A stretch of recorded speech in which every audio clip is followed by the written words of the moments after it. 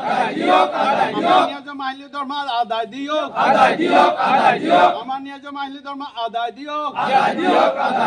অসম কৰ্মচাৰী সংঘ জিন্দাবাদ।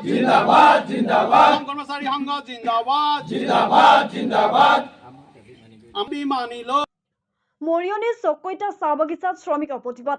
অসম চাহ নিগমৰ অধীনৰ মৰিয়নি চকৈতা কাটনিবাৰী নাগিনীজান ছটাই ঢেকীয়াজুলি আদি কৰি কেইবাখনো চাহ বাগিচাত অসম চৰকাৰে জালিংগা ট্ৰী কোম্পানীক লিজত দিছিল। কিন্তু কৰ্মৰত শ্ৰমিকক কোম্পানীটোৱে নৱেম্বৰ মাহৰ পৰা প্ৰাপ্য নিদিয়াকৈ আত্মগোপন কৰি আছে।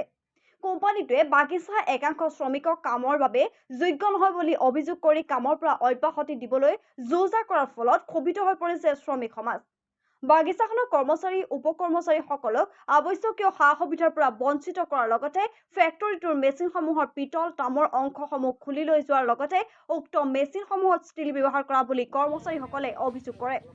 আনহাতে শ্ৰমিকক প্ৰবঞ্চনা কৰা জালিংগা টি কোম্পানীটোৱে উক্ত বাগিচা কেইখনৰ দৰমহা, বিদ্যুৎ বিল, শ্ৰমিকৰ সমস্যা আদি কৰি বিভিন্ন সমস্যা সমাধান কৰাত ব্যৰ্থ হৈ বাগিচাখন চলাবলৈ অপাৰগতা প্ৰকাশ কৰি উক্ত কোম্পানীটোৱে মুখ্যমন্ত্ৰী ডক্টৰ হিমন্ত বিশ্ব শৰ্মা, আছাম টি কোম্পানীৰ পৰিচালক সঞ্চালক আদি কৰি বিভাগীয় বিভাগলৈ পত্ৰ প্ৰেৰণ কৰা বুলি জানিব পৰা গৈছে। আনহাতে বৃহস্পতিবাৰৰ পৰা বাগিচাখনৰ কলঘৰত শ্ৰমিকসকলে কৰা অৱস্থান ধৰ্মঘট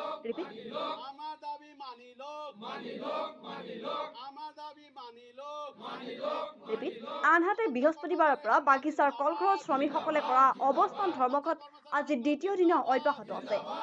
কোম্পানী যেতিয়াৰ পৰা আহিছে এই জালিংগা কোম্পানী আহি আমাক প্ৰথমৰ পৰাই জালিংগাই আমাৰ একাউণ্ট হোৱা নাই বুলি জোৰ তোৰ পৰা ধাৰ কৰি আনি দৰমহা দিলে কেইসপ্তাহমান। তাৰ পাছত আকৌ শুকুৰবাৰে দিব লাগে, মঙ্গলবাৰে দিয়ে, আকৌ কেতিয়াবা শনিবাৰ পৰি যায়, মানে ছেকেণ্ড ছেটাৰডে ফৰ্থ ছেটাৰডে এনেকৈ থাকে নহয়, শুকুৰবাৰ শনিবাৰ তেনেকৈ ভিতৰত সোমবাৰ মঙ্গলবাৰ এনেকৈ পৰি যায় মানে আমাৰ দৰমহাটো। তাৰপিছত এতিয়াতো আমাৰ আজি হ'ব লাগিছিলে, আজিতো দৰমহা নহ'বই বুলি কৈছে। আৰু এতিয়া শুনিছোঁ যে আমাৰ মেনেজাৰো পলাই গৈছে, মালিক পলাই গৈছে বুলি শুনিছোঁ। এতিয়া আমাৰ বৰ দুখৰ বিষয়। আমাৰ চাহ শ্ৰমিকটো আমি আৰু বেলেগ আমাৰ কোনো জীৱিকা বোলা বস্তুটো নায়েই। আমি এই বাগানৰ দৰমহাটো আমি বৃহস্পতিবাৰটো কেনেকৈ পাৰ কৰিম যে আমাৰ শুকুৰবাৰ আহিব যে আমি দৰমহা 2 টকা পালে মানে আমাৰ চাউল পাত কিনি আমাৰ ৰাইজে চলে ঘৰখন। আমাৰ আজি শুকুৰবাৰ হৈ গ'ল, আজি বোলে সিহঁতি পলাই গ'ল, এতিয়া মালিক নাইকিয়া, মালিক নাই, এতিয়া আমাক দৰমহা কোনে দিব? আকৌ কেইদিন নিদিয়াকৈ থাকিব? মই মুখ্যমন্ত্ৰীক অনুৰোধ জনাইছোঁ যাতে আগতে যেনেকৈ আমাক ATC কোম্পানীয়ে চলাইছিলে তেনেকৈ আমাক চলাওক। আৰু আমাক জালিংগা নালাগে, আমি ATCতে কাম কৰিম।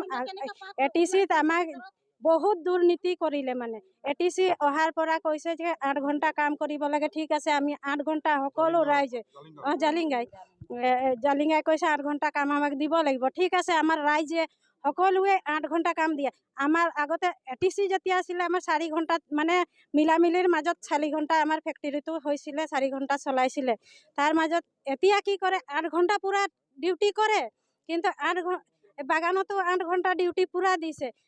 আমাৰ ৰাইজে আশাতহে দিছে 8 ঘণ্টা ডিউটি, যে আজি নহয় কালি তোমালোকক আমি এতিয়া 2 দিন হৈছেহে অহা, 1 মাহ হৈছেহে, 2 মাহ হৈছেহে, 2 মাহৰ পাছত আমি সকলো ঠিক কৰি দিম, সকলো সা সুবিধা যি তোমালোকক কৰিছিলোঁ।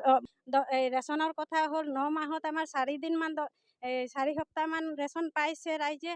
আৰু পানী নাই, ইয়াতে খৰি নাই, কেছমমৰ সুবিধা মানে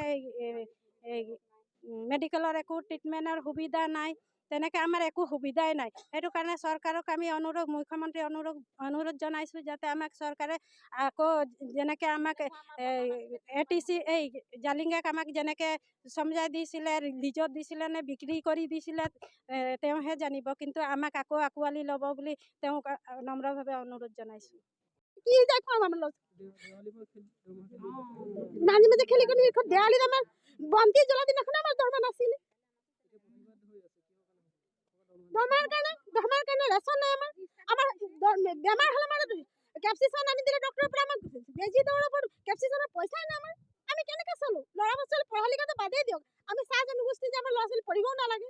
সেইটো লকাউট হ'ব, আমি হ'ব নিদিওঁ, আমি হ'বলৈ নিদিওঁ। যি হ'ব যদি কিবা হ'বলৈ আছিলে আমি চবে